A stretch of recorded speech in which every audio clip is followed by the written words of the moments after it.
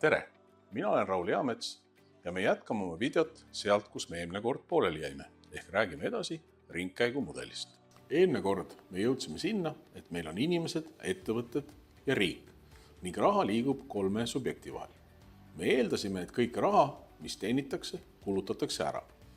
Samas päriselus ei pruugi kogu raha ära kuluda. Osa sellest rahast pannakse kõrvale ehk säästetakse. Majanduses nimetatakse säästmiseks seda, kui tarbimisest üle jääb raha, pannakse panka. Kui te säästate raha nii, et hoiate seda kodus madratsi all, siis see ei ole majanduse mõttes säästmine. Miks? Kui raha liigub finantsturule, siis sealt edasi on ettevõttel võimalik seda kasutada, võttes näiteks pangast laenu. Seda laenu saab ettevõte kasutada investeerimiseks. Investeerimine tähendab tegelikult tuleviku nimel tehtavaid kulutusi. See võib olla uue tehase rajamine, uute seadmete ostmine, arendustegevuse rahastamine või uue teenuse turule toomine. Investeeringud loovad reeglina uusi töökohti ja suurendavad tootlikkust. Kui investeeritakse efektiivselt, saab majandus kasvada ka ilma, et oleks vaja inimesi juurde võtta. Teisalt, kui meil ei oleks pankasid ja inimesed ei säästaks, siis ei ole ettevõtted ka kuskilt investeeringute tarbeks raha võtta. Seega on vaja mõlemaid, nii sääste kui ka investeeringuid. Toome skeemi juurde rahvusvahelise mõõte. Globaliseerunud maailmas on kõik riigid seotud rahvusvaheliste turgude, kaupade, teenuste ja kapitali liikumisega. Mida väiksem on riik, seda rohkem on ta ka tavaliselt välismaailmale avatud.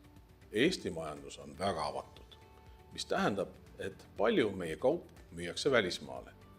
Teisalt ostame palju ka mujalt kaupu sisse ehk impordime. Kaupade müümist välismaale nimetatakse ekspordiks ja sellega teenivad meie ettevõtted tulu välismaalt.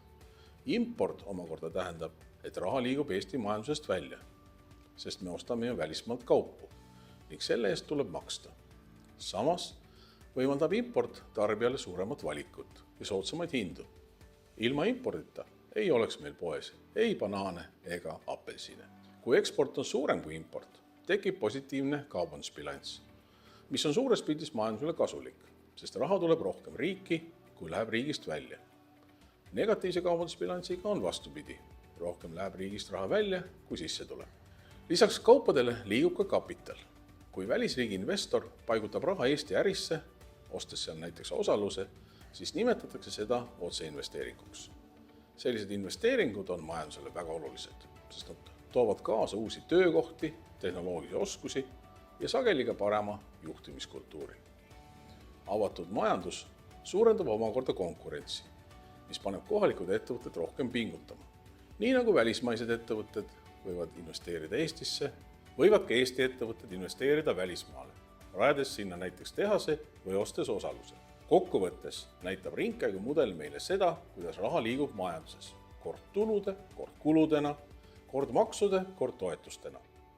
Raha on nagu vereringe inimese kehas, mis jagab rikkusi ümber erinevate osapoolte vahel. Ja ilma milleta majandus ei saaks toimida. Nii nagu inimene ei saaks toimida ilma vereringe.